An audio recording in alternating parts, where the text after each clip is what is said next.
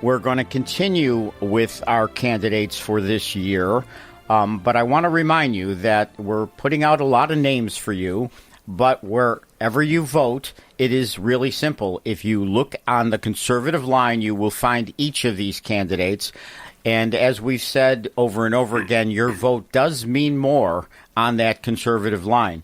So now getting back to Cheektowaga, we have another candidate, Mark Wagner, who's certainly familiar with Cheektowaga because Mark has been the highway superintendent for how many years, Mark? Well, thank you, Chairman, for inviting me. But I was a highway superintendent for 16 years, and I had 43 years with the town. Wow, that's a substantial amount of knowledge of Cheektowaga. Well, we hope so. So tell us, what do you see ahead of you, Mark? What needs to be done in Cheektowaga? Well, I personally feel that we have a very powerful slate that we're running on the conservative line and the Republican line. But with all the knowledge that I do have, I'm going from highway to town hall. That's a big different ball game. So I have to sit back and listen and learn to the people that have been on the board and know what's going on. And that's what I'm going to be doing. So you had Michael Jasinski here talking before you. Michael has been on that board now for 4 years. He's been an excellent voice on that board. He ran against the supervisor and lost by a handful of votes. So Cheektowaga wants a change. Clearly they want a change. And you're going to be part of that change. Yes, I am. And the one thing that I talked to the board about was bringing back the recycling program. I know we can turn that from $200,000 to over $1 million a year, and that's going to be very big for the town. So tell me, in terms of town taxes, what's going on in terms of the town taxes in Cheektowaga? Well, I mean, like I said, I haven't been there yet, but I see that the elderly are hurting bad on this, and we really need to bring the taxes down. So, Michael, tell us, from your point of view, in terms of taxes, what can be done? Well, first of all, we have to be able to identify the areas where we can make cuts because, town does have fixed costs that we could not touch. But personally, I think that we need to eliminate some white-collared positions, first of all. And there's a lot of areas. We went through 157 pages of this the town budget. And we've identified areas on just about every page where we can make cuts. And what the public needs to understand, when we talk cuts, we're not talking about eliminating services because that is the fear that the Democrats like to do. They live in this realm of fear.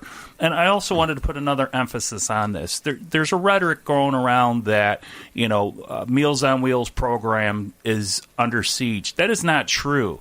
I can guarantee you and promise you that every senior that takes advantage of the Meals on Wheels program, that meal will still be there for you. In fact, Cheektowaga, as far as I know, is one of any township that actually donates to Feed More.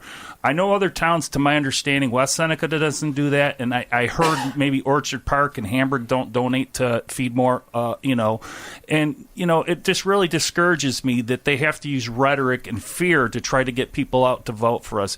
Cheektowaga wants honest government, people that are going to be able to run this town and be forefront and be able to, fight for the seniors and the people and the young people who are trying to buy homes and stuff like that. I think of the young generation, there's nothing more American than buying your first home.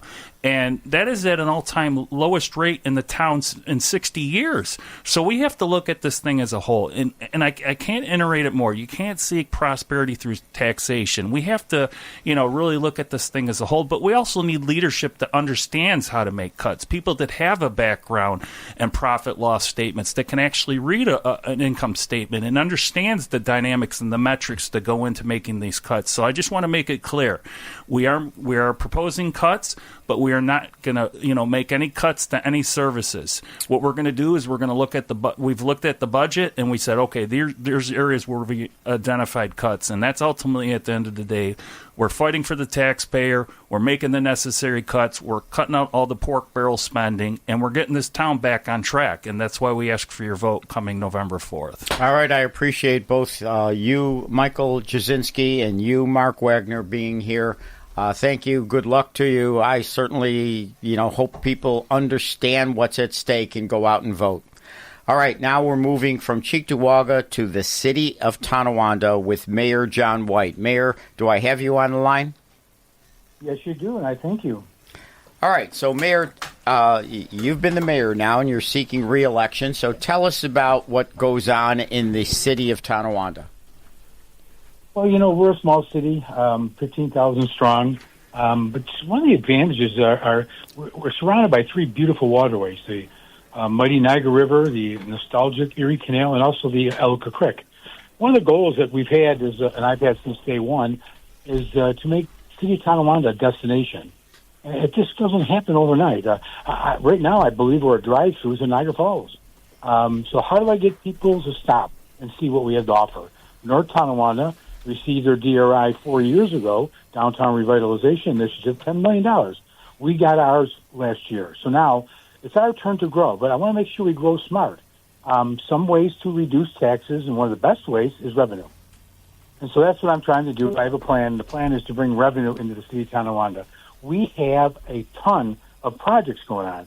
We got the Riverview projects up at Riverview, where they're building 17 affordable housing around the outside with the apartments in the middle. It's going to bring people into the city of Tonawanda. That's revenue. Another one is Spalding. We're moving on that with the attorney, Mike Rua and myself. We've got actually 2 out of 4 already sold. Letters of intent for the other one. So, but the problem is, due to the cost of money, due to COVID being over, due to the fact of labor is through the roof, and materials. So we've had people put letters in. It just doesn't go as fast as you think it does because it's business, unfortunately. And I've been a businessman for 30 years, running a fertilizer company and a service company, and also teaching through Cornell University for education, DEC accredited courses. Security, you're talking community right to know, employee right to know. So I'm involved in all those aspects, and to see something grow is exciting, and we are in that growth process right now. As you move down from the 4th Ward, all of that activity is in the 4th Ward. And then you've also got one last one, which is a $100,000 project, which is the Tonawanda Housing Authority. They're rebuilding all those homes and building them back up again. So that's a lot of stuff just in the top. That does not include our $10 million DRI. Revenue is the key. We've got to do it by revenue. I don't have a lot of empty buildings. I don't have a lot of space for new buildings to be built. So the revenue, how are you going to do it? I got to get people into the city. And one of the best ways to do it is give them a place to stay. So we've got the project at Kruba, which we just announced. They're taking that building down. It's 124 apartments. So you're looking at 200 people plopped right in our city of Tonawanda, downtown, where it's walkable, where they can go, where they're going to eat breakfast, where they're going to eat lunch, where they're going to eat dinner. That's when you start to grow. That's when the businesses start coming in, and Benderson says, wow, I better sell that McDonald's that's been idle for 15 years, or the Rite Aid that's been idle. That's how you bring people in. If I'm a businessman, I'm going to look at City of Tonawanda and say, how many people live in a certain mile radius, and can I get enough to make a buck? Now, we don't have that right now. But now we're working with North Tonawanda, our brothers and sisters over there. They got the Riviera Theater. Let's work off of that. We've got Prescott's Provisions, a top 100 restaurant in the country. We've got Joey's Place, which is a phenomenal Italian restaurant. It's a great restaurant. Those two are bringing people into the city. So now let's bring people downtown, and the DRI are, if you stood on the docks, let's say stood on the Renaissance Bridge looking over North Tonawanda on a Wednesday night concert and peer over the bridge and look, you'll see boats 4 deep on North Tonawanda side. On the city Tonawanda, you'll see 1. Why is that? Because they're walking up. I had a boat for my whole life. I was not going to walk up a 6-foot steel ladder to come visit the city of Tonawanda and dock on their side. It's just not going to happen. So we got the dock project, which we got $2 million accepted by the Canal Corp, and then they also put another $2 million from the DRI towards it. So we're building accessible docks, wheelchair, ADA accessible, where they slant down, and we'll pull them out in the fall, put them back in the spring. It's going to bring revenue into the city through boaters. So we're going to do it through boaters. We're going to do it through places for them to stay. We're going to do it through so many so many things that are happening. The American Legion is building the old Legion on Main Street. I talked to her, and she says, "You know what I want to do, Mayor? I want to do something." I said, "Build a place for people to stay. There's not a place to stay in Tonawanda, North Tonawanda. If anyone has to stay overnight. Voters come in, there's nowhere to stay. None. Smart growth is what we need. Smart growth is how taxes stay down, and everything you've just said is all about smart growth. Exactly, and it's we're a low income community. We really are, and but you know what? We have a community of great heart. I've done fundraisers for people all over this New York, Western New York, and the most money is generated out of the city, local, the North Towns. The reason why is because people have good hearts. They don't make a lot of money, but I'll tell you what, they're the first one in line to help you out. And it's amazing. I'm right now in the process of what we call Rockin' with Santa. We do 3 gifts per child for 150, 160 families. And the 3 churches are merging, St. Francis, St. Amelia's, and St. Christopher's. And we're going to triple our amount of people needed. And people say, "Isn't that great, Mayor?" No, it's not great. It means we've got more people hurting. But we're still the first one to give and help people out. So let's help us out. Let's build what we need to make City Tonawanda successful. Help the citizens of the City Tonawanda. I mean, the big fight, I had the other side saying, "Well, Mayor, you're taking money from the general fund." You bet your butt I'm taking money from the general fund. Do the old proverbial scale. I got $15 million in my general fund, and I got, or I raised my taxes. I am going to take money to pay the difference. So I have under the tax cap, 2%, 2.3, 2.5 every single year, so I don't hurt the citizens of our community because I'm not going to raise their taxes. Well, that is exactly what we're looking for. And I think you've done an excellent job in your years as mayor. I think you'll continue to do an excellent job in your reelection, and we're certainly looking to get people out to vote for you. I appreciate you being here, Mayor. Well, you know, it's not one person. Yes, there's a person to get it started. We've got a great group of people. We do. And everybody's working hard to make it happen. And if we work together, it's just amazing what we can accomplish. That's exactly right. Okay, thank you, Mayor. We're going from the mayor now in the city of Tonawanda to a council race in the town of Aurora. So, Scott, are you on? I am on, Ralph. Thank you very much for having me. Okay, Scott Delaney. So, Scott, again, give us a little bit about your background and what needs to be done in the town of Aurora. Okay, my background is I come from the business space. I have 25 years of executive HR experience in the transportation industry with a local company that's been in business since 1981. We have 4 locations between here and Chicago, and my wife and I have owned retail stores in the area for the last 5 years. And I've been in East Aurora. My kids are in the school district here. We've been here for about a decade, and we love this town. And I feel a civic responsibility to serve. And what's happening right now is the Republicans and conservatives are extremely underrepresented in the town of Aurora. We have registered voters of Republicans and conservatives outnumber Democrats, and we have 0 council members. We have the town supervisor, and then the rest of the board is all Democrats. So we need to restore some balance and have more. And we're very underrepresented right now. Is the point? So, Scott, I know you're running hard. You're a registered conservative, isn't that the case? Yes, sir. So I'm very conservative and then endorsed by both parties, conservative and Republican. I'm very, very proud of the fact that you're a registered conservative. I know you have the Republican endorsement, and I know you're out there working hard to bring Aurora back into the realm of South towns that are controlled by at least people who understand about how the tax effect on individuals, the tax effect on people who are on a income budget, our seniors. And so what needs to be done in Aurora in terms of its growth? The growth needs to be managed and measured. We have, we're one community here, but the town and the village are 2 separate things. The village is dense and the town is open, and people like it that way. So when it comes to growth, we need to make every effort to retain the rural character.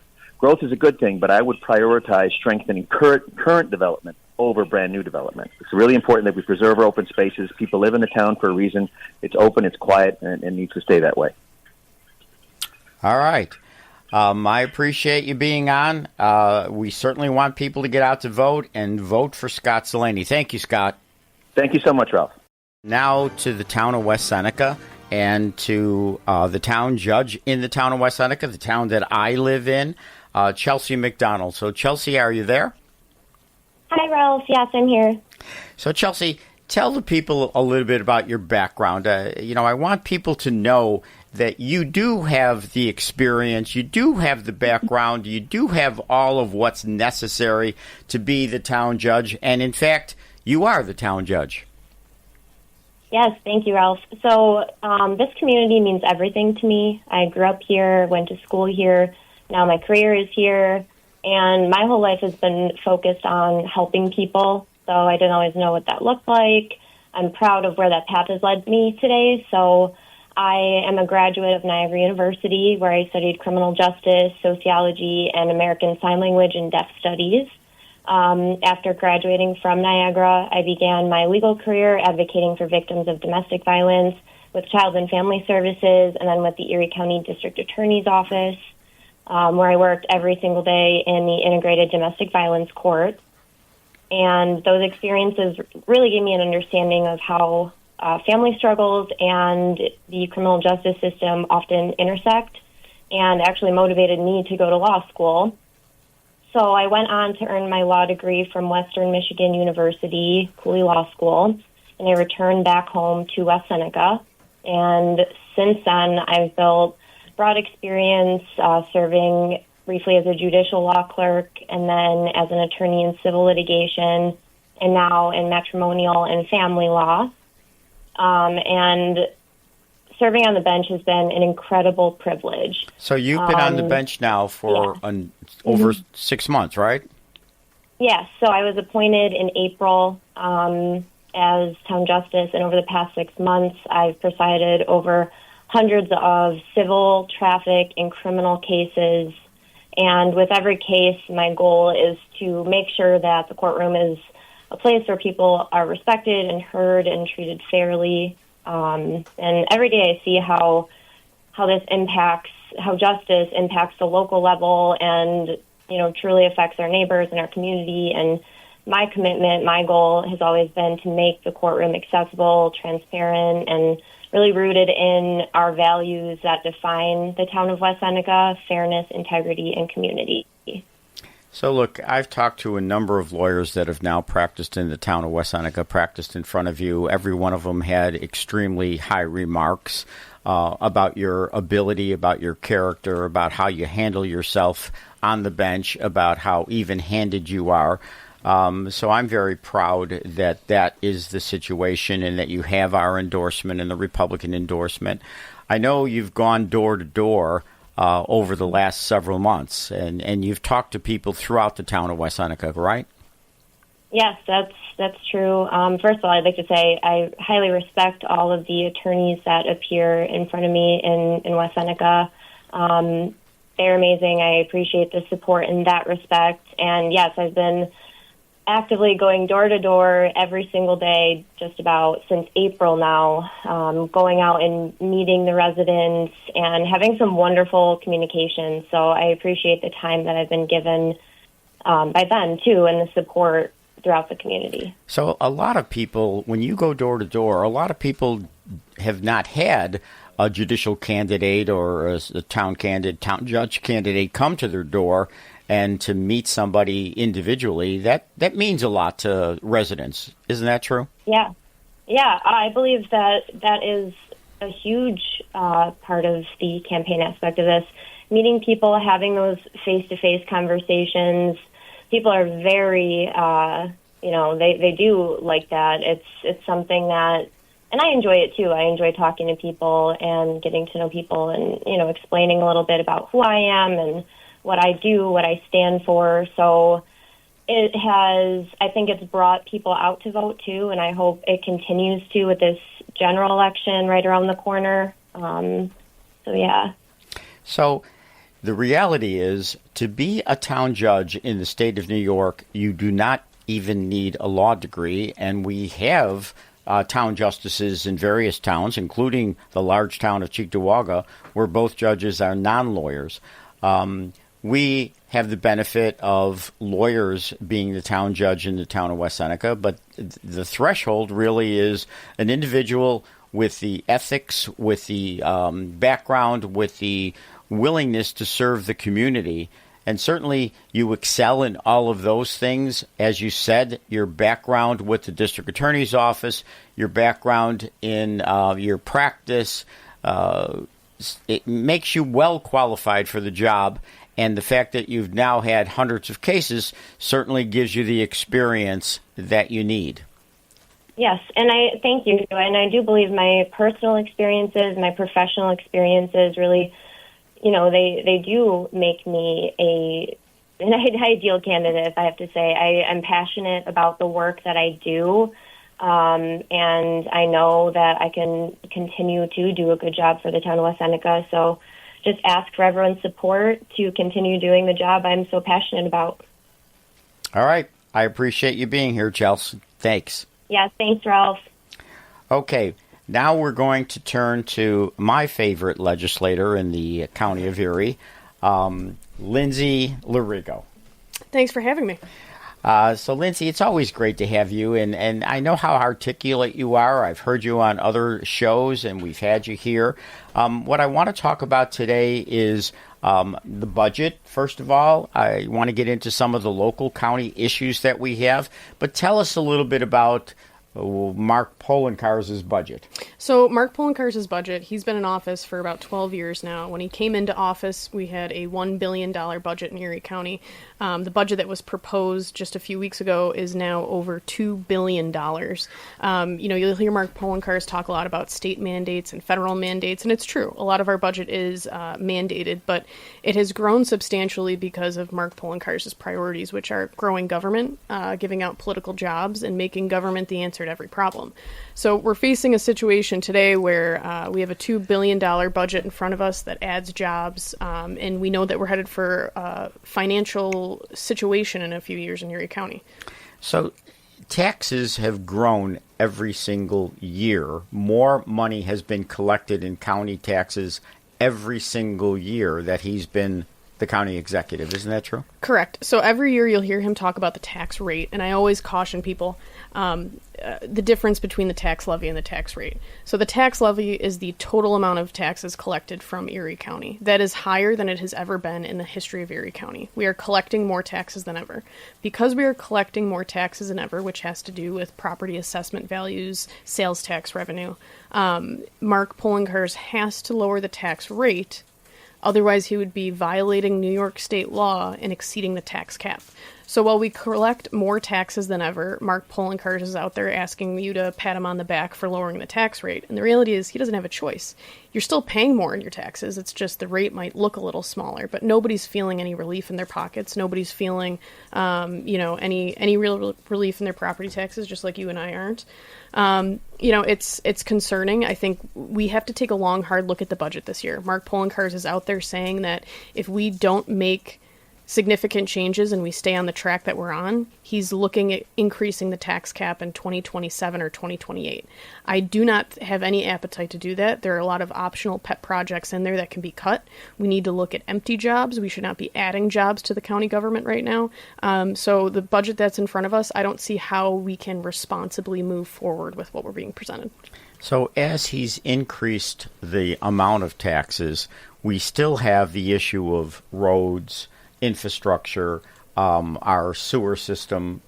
We still have those problems, right? And they're still monumental. Certainly, and it all comes down to priorities. So if county executive's priority is to buy a park in Amherst and spend $6 million on making a new 9-hole golf course, that's where $6 million goes. If we have a county executive that cares about roads out in Elma or Aurora or West Seneca, we spend $6 million on roads. Unfortunately, the county executive in front of us now is focused on adding jobs to the parks department, adding spending when it comes to renovating a park that we never should have acquired. And those priorities that you and I value, like basic government function, which is taking care of our roads, providing a safe community, those get along the wayside.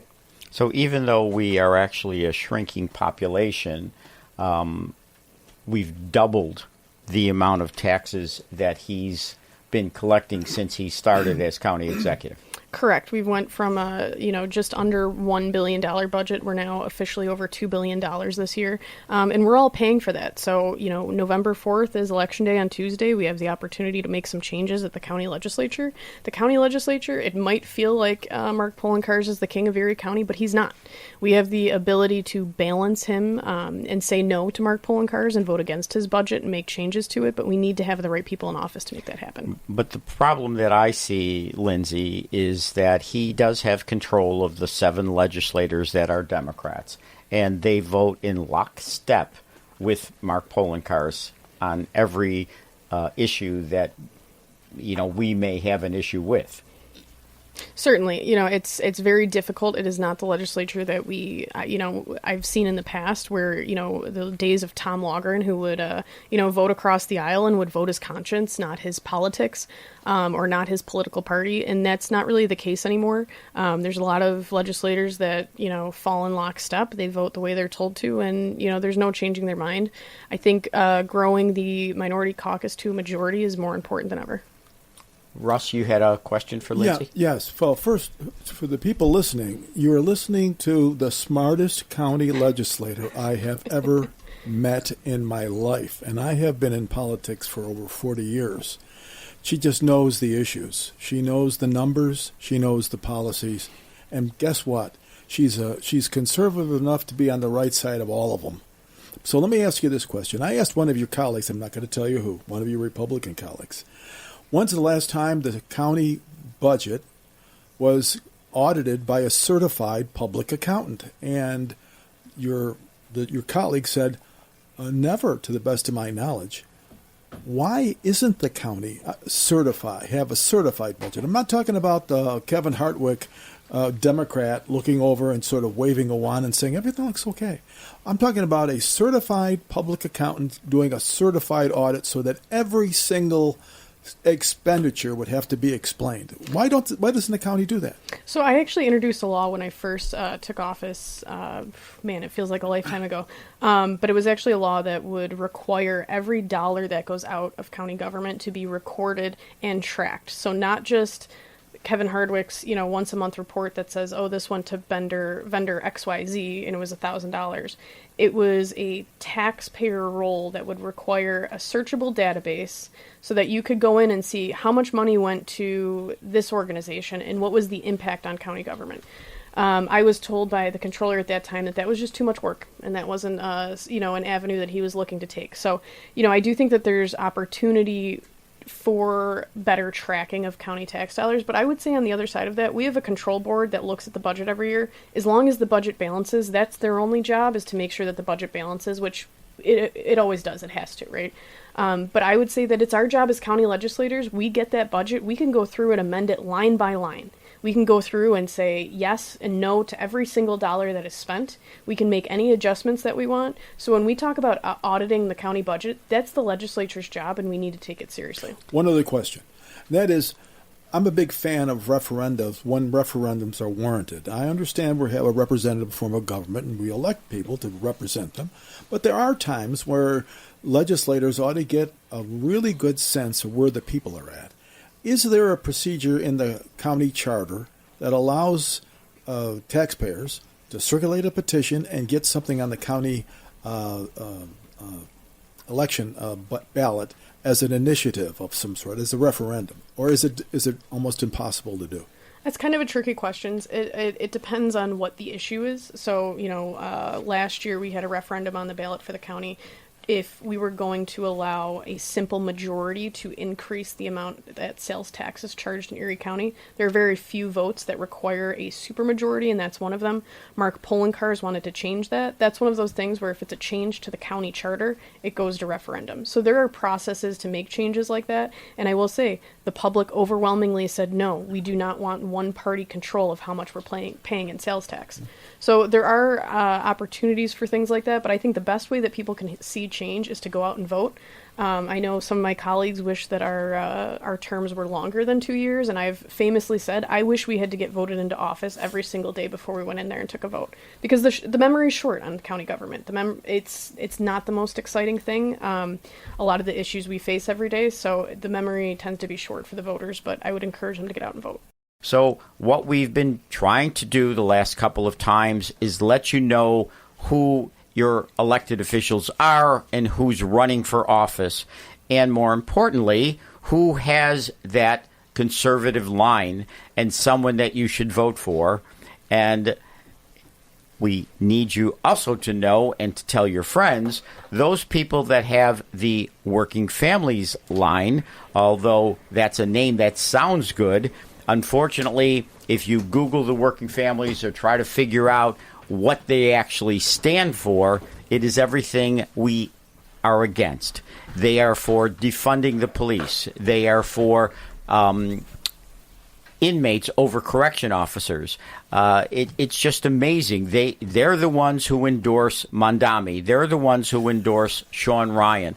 So when you see that working families line, when someone has that line, you know that that is not the right person for you to vote for.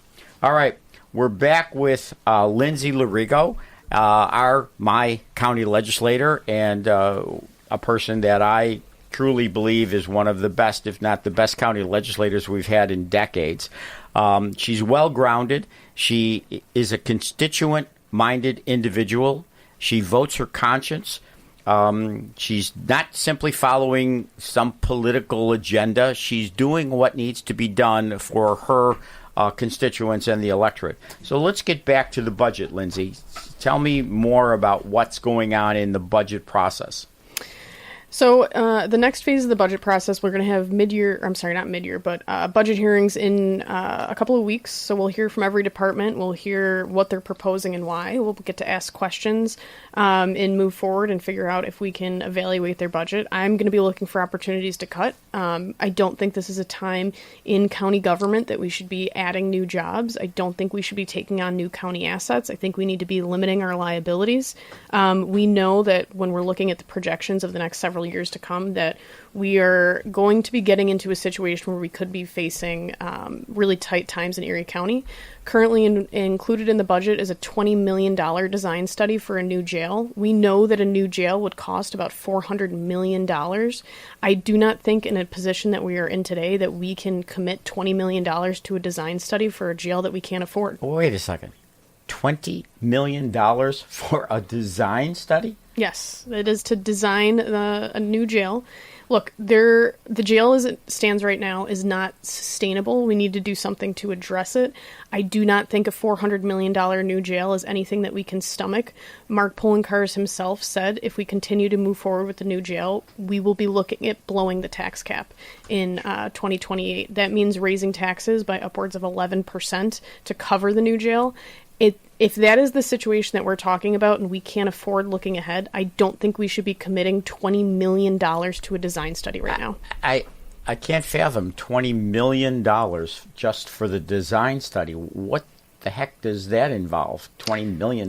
That's a great question, and one that I hope we'll get some more answers to. I think, just talking about that, we're also coming out of paying for the stadium. So right now the county is very debt leveraged. So we need to get into a situation where we're not hitting a tipping point of being over leveraged. That's a question I actually asked the controller's office when they were there a couple of months ago. I said, what exactly is the tipping point? What is the tipping point we're headed to if we've taken on more debt than ever to get rid of the stadium? And then we're looking at borrowing $400 million for a new jail. And the answer was we need to be extremely cautious.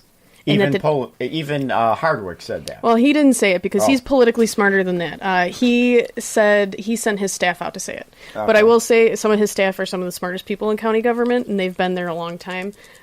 So it's certainly a concern that I share. Here's an idea. Why not they just take plans from a prison that got built 5 years ago and just buy the plans? What's the big deal about $20 million? $20 million, and this is past the study. This is, it's who's getting the money, where is it going? It raises a lot of questions, but that being said, we can talk about a design study all we want. If we know and we have the proposal that it's going to be $400 million for a new jail. Why are we wasting $20 million when we know we can't afford the $400 million? Exactly, we got to stop there. So that's what we're looking at in the next couple of weeks. What about adding people to this budget? Poloncarz continuously wants to add people to the budget. And again, a shrinking population. Do we need to add people to the budget? No, absolutely not. We need to look at, there is an elimination in the budget of vacant positions, so that's positions that have been empty. I think we need to go through and eliminate every vacant position that's in the county government. So that doesn't mean a live body. That means a job that we're just holding and maybe we'll fill. I think every department has the ability to come over every single week and make a case for a new job. I think they should have to do that. But we're looking right now, Mark Polenkars wants to add several jobs to the county park in Amherst. We knew that was going to happen. That's going to be millions of dollars in new jobs.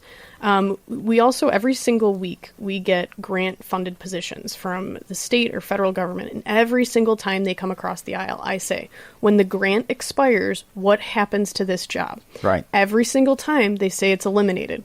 He's coming over in his proposal with several extensions where he is going to take these grant-funded positions and just add them to the county roll. So he's been lying every time that his administration comes over and says they're eliminated. So tell me about the vacancies, the jobs that are on the books, but there's no one filling the jobs. That money still goes in the budget, right, for that individual? It still goes in the budget. I mean, if you think about it like running a business like a law firm, you might not have a receptionist in December, but you need one and you're just looking at hiring. So there's some cases where you need to leave the job there. But, I appreciate all the compliments here, but a former county legislator, Joe Lavrigo, did make a proposal that once a job has been vacant for a year that we eliminate it. And that's where I was headed. So once a job has been vacant for a period of time, it should be out of the budget. Mm-hmm. And that is, some of those are getting eliminated this year, but I think we need to go through and eliminate just about all of them, just looking at the financial situation we're going into ahead. Okay. You also had this week the sheriff. And so tell us a little bit about his explanation about this issue that's we've seen in the news repeatedly about the crash and the $70,000 that the county has to pay as a result of it. So the sheriff came over. All of the investigations on his end have officially concluded. So we had a Niagara County District Attorney come in to investigate the situation with Chief Granville when he hit 6 different cars on one night, and BPD responded to the scene. So the sheriff, I was impressed that he came over to talk. Yes, I was very impressed too. He seemed very open and sincere. And I could see why. As he walked through, he went through a long, maybe 20 minutes, explanation of what happened minute by minute, hour by hour from the moment of the crash and the following steps that happened. I will say it answered a lot of my questions. I can see why he wanted to come over and talk about it because it really cleared a lot of the air, I think, around what happened. So the crash happened on, I think it was Thursday night. Buffalo Police Department responded to the crash. They did not call the sheriff's office. The sheriff was not notified until the next morning between 8 and 9 a.m. when Chief Granville called the undersheriff, Bill Cooley. At that point, the undersheriff called Sheriff Garcia. And then everything started to happen in motion. There was paperwork filed. The police report was filed with the county attorney's office. The county attorney then received that. I asked the county attorney, was anything mishandled? Is that the proper procedure? Yes, that's the proper procedure. The vehicle that was damaged went through the county purchasing department, the county fleet management. It was totaled. It was put aside for an auction.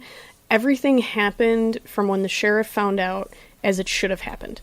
And again, now we find out that Granville went to a 30-day program for anxiety or issues.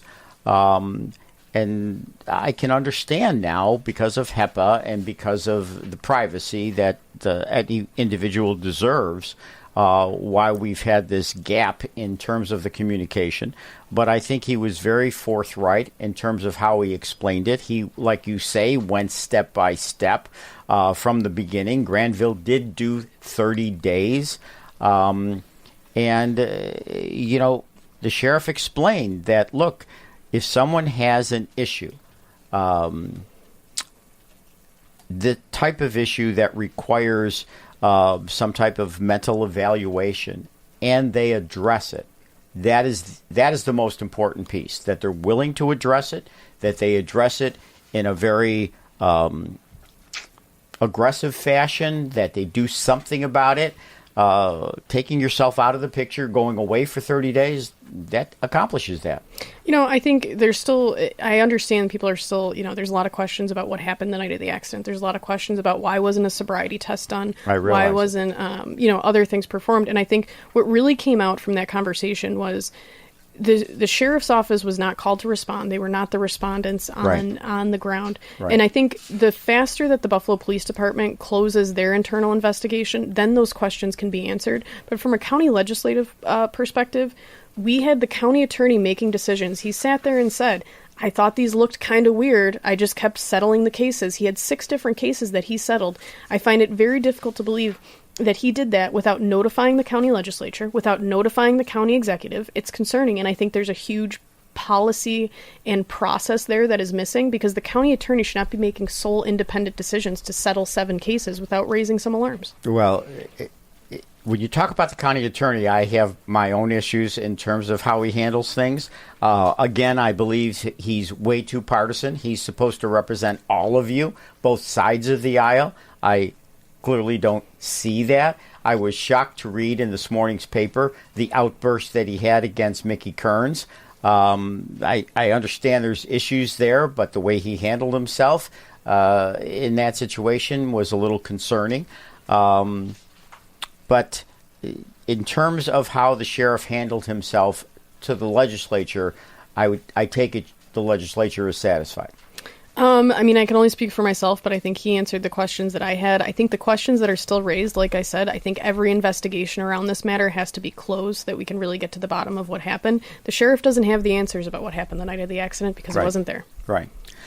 So look, Lindsay, you're running this year, although you're unopposed. So that's a good thing. But you have to run again next year. That's a little crazy to me. New York has passed this bill shifting elections to even years. I see that that's extremely concerning because it puts you in a situation where the governor's running or where the president's running. And I just think that local elections, especially when you get down to council races and things like that, will get lost in the shuffle, or we'll have to spend a great deal more money to try to compete. You've got to run again next year. I do. I just had office hours this week in the village of East Aurora, and we talked about the importance of local elections. And I think the change that the governor is making makes it very difficult not only to elect Republicans, but to retain Republicans. So I would encourage everybody, get out and vote. Vote on November 4th, and make sure you get out and vote next year and support our Republican slate. So, look, it is extremely important to get out to vote this year. So you've got 2 more days of early voting, so I encourage everybody to go out today or tomorrow and vote. Just because you're a Republican or a conservative doesn't mean you don't vote early. We need to get everybody used to the fact that the law is you've got 10 days to vote and you need to utilize it. We can't just have Democrats usurp that action. But the most important piece, whether you vote today, tomorrow, or Tuesday, is to get out to vote.